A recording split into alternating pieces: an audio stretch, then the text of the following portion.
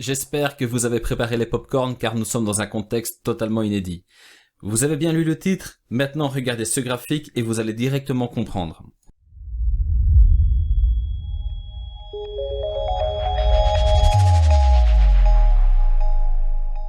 Je ne sais pas si vous imaginez l'immense impact que pourrait avoir une cassure de ce canal baissier sur le Bitcoin.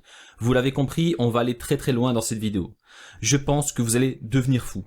L'idéal est que vous ayez regardé mes 3 vidéos précédentes car je ne vais pas me répéter sur les derniers aspects techniques que j'ai partagés. Mais rassurez-vous, je vais faire en sorte que tout le monde comprenne ce qui nous pend au bout du nez pour 2021.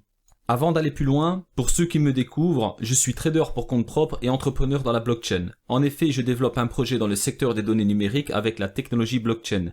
Tout cet écosystème sera alimenté avec un token nommé SEAL qui vous est encore possible d'acquérir sur notre site internet XSL Labs. Bon, vous êtes nombreux à savoir que quand le dollar perd de la valeur, le Bitcoin en prend. Mais perdre de la valeur contre quoi? Car il y en a beaucoup des paires contre le dollar. Le dollar peut très bien prendre de la valeur contre une monnaie pendant que le Bitcoin monte, pourquoi pas? Il n'y a aucun problème à cela. Mais si nous regardons le graphique de l'euro dans les détails, nous découvrons une corrélation très pertinente avec le Bitcoin. Je vais d'ailleurs commencer avec cette corrélation et ensuite je vais vous parler du contexte technique qui aura dans tous les cas un impact majeur sur le cours du Bitcoin. Quand je dis un impact majeur, c'est carrément un tsunami contre le dollar. Vous voyez ici, le mois d'octobre 2013, l'euro teste une 3e fois le canal baissier et le cours bloque contre la Kijun. Maintenant, regardez le 4e trimestre 2013 sur le graphique du Bitcoin. J'ai mis octobre, mais on va dire la dernière bougie de l'année 2013, idem sur le graphique de l'euro. Regardez, on était carrément sur l'ancien ATH. Le bottom de cet ancien cycle baissier, c'était en janvier 2015. Regardez ici, janvier 2015.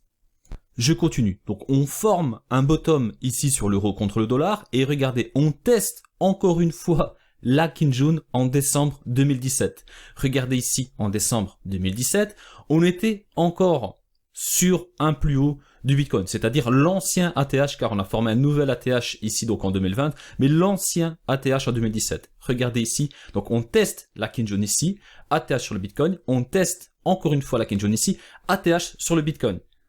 Je vous invite à faire toutes les comparaisons chez vous, mais regardez, je suis sûr que ça ne vous a pas échappé. On teste une 3e fois la Kijun et on est sur le haut de ce canal baissier.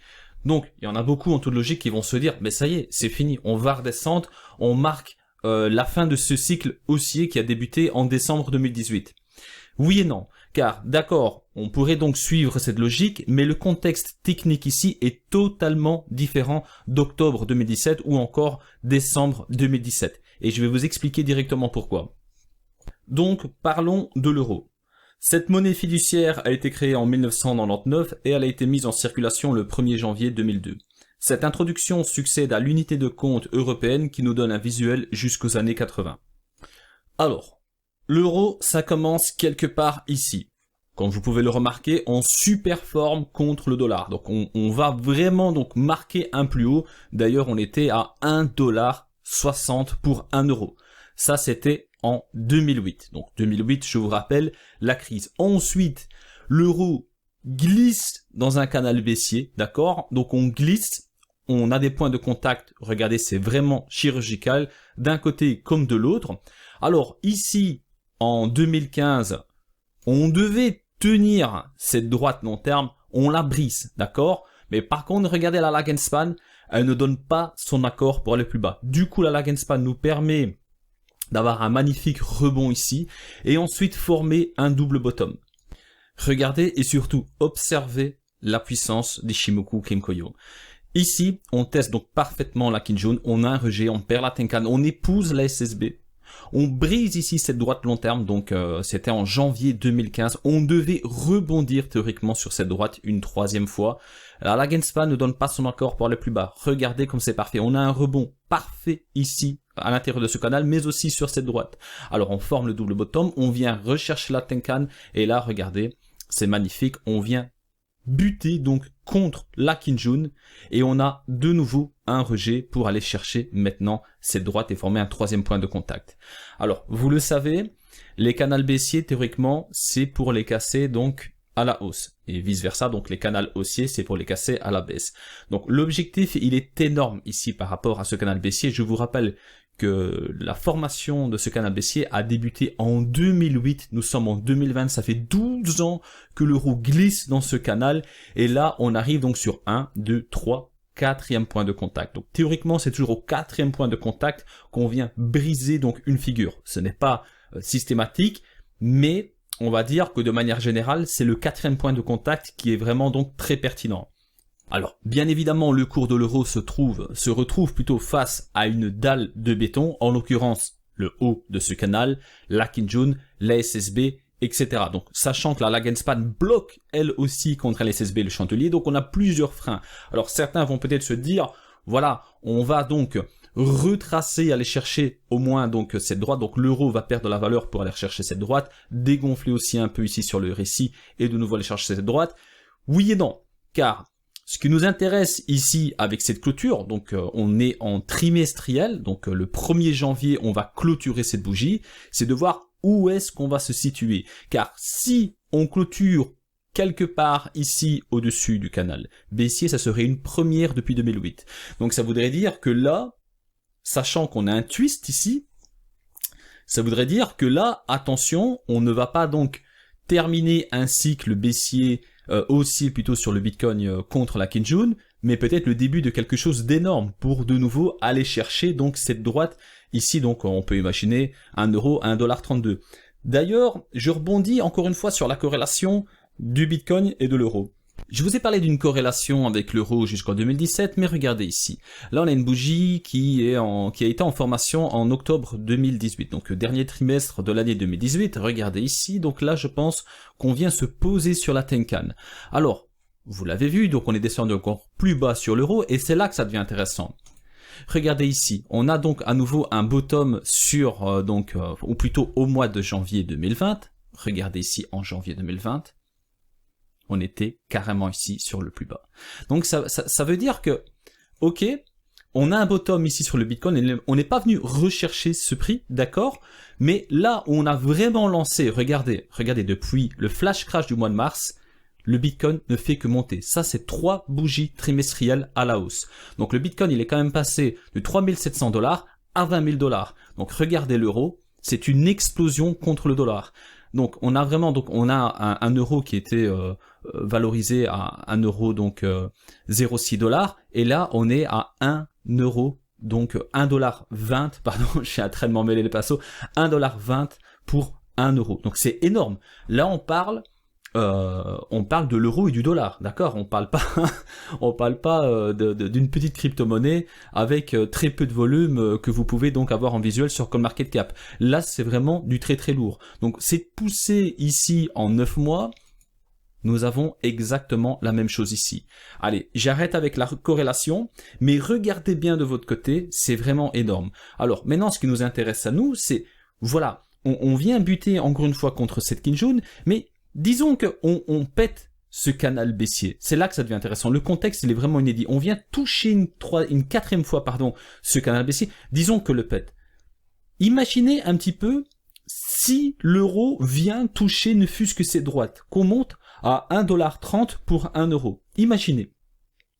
On va d'ailleurs justement parler de l'introduction de l'euro ici en 2002. Mais si on prend en compte la corrélation de l'euro et du Bitcoin, et que le Bitcoin serait apparu en 2002, je ne sais pas si vous imaginez, là, le dollar, la valeur qu'il a perdue contre l'euro, mais imaginez un petit peu si le Bitcoin était là en 2002. Ça aurait été énorme. Donc, imaginons qu'ici on pète cette figure, car l'euro est baissier depuis 2008. Imaginons qu'on pète cette figure et qu'on vienne ne fût-ce que rechercher cette droite. Je vous dis pas d'aller rechercher 1,60 $, car là on est vraiment très loin, mais imaginez que là on a une petite bougie qui se forme ici, on passe ici dans cet aspirateur, on vient toucher cette droite.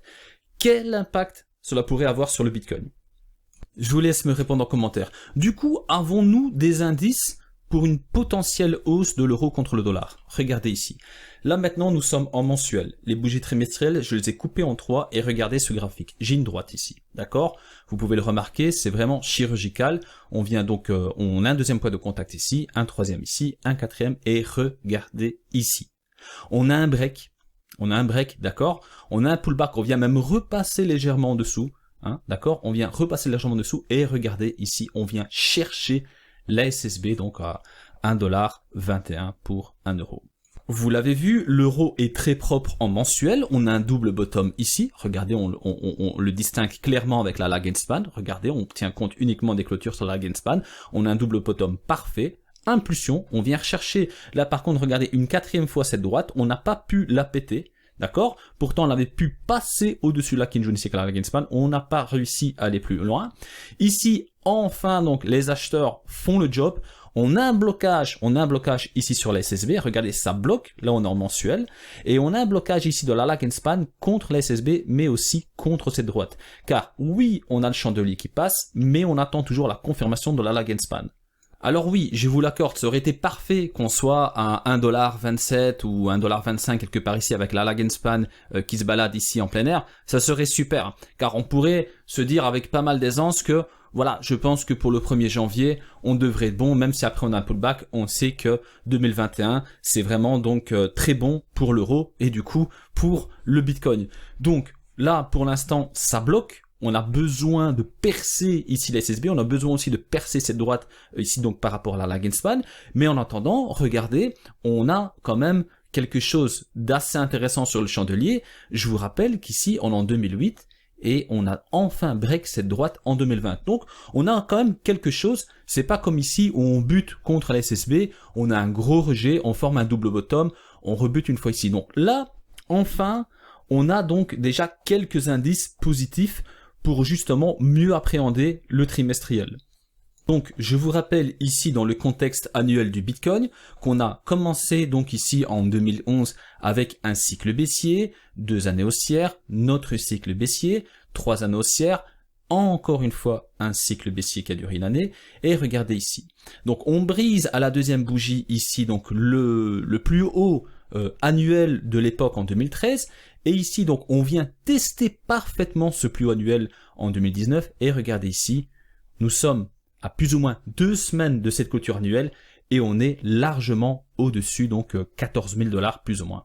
Vous l'avez compris, si on reproduit le même schéma ici avec cette bougie de 2017, on pourrait se dire que tout cela corrobore avec un break du canal baissier de l'euro contre le dollar. Donc disons ici qu'on clôture au-dessus 14 000 $, on vient, même si on vient rechercher 14 000 $ ici en 2021, pourquoi pas, il y a pas de contre-indication, regardez, on l'a bien fait ici, donc on vient rechercher 14 000 $, mais ensuite on pourrait donc bénéficier encore une nouvelle fois de cette logique, et donc du coup on pourrait aussi se dire que l'euro va faire donc de même, donc dans son contexte trimestriel, mensuel, mais surtout annuel aussi, car regardez l'euro en annuel, on a un contexte également très propre sur de l'annuel en euros. Donc là, on a donc un range qui s'est formé depuis 2015, hein, depuis ce fameux break ici en 2015. On a un range qui est aussi entre 1,20$ et 1,04$, on va dire. D'accord? Donc ici, regardez, on est légèrement au-dessus de ce range. Donc on pourrait aussi bénéficier d'une clôture, d'une confirmation annuelle ici pour de nouveau donc aller rechercher ne fût-ce que cette droite et pourquoi pas aller rechercher donc la clôture annuelle la plus haute qui date de 2007, oui 2007 c'est bien ça, et là on serait donc à 1,45$ pour 1 euro. Donc vous voyez un petit peu où je veux en venir, il y a vraiment quelque chose qui se prépare et là on est vraiment sur de grosses unités de temps, on n'est pas sur du 15 minutes ou que sais-je, là on est sur du trimestriel, enfin du mensuel, du trimestriel et aussi de l'annuel. Donc c'est vraiment du très lourd, c'est vraiment donc un gros changement qui peut s'opérer ici donc sur ce contexte trimestriel et du coup ça peut influencer donc tous les marchés, y compris le marché du Bitcoin. Je ne sais pas si vous vous rendez compte, mais à chaque fois qu'on a une petite impulsion dans ce canal, le Bitcoin a pumpé. D'accord? Ici avec un plus haut en 2013.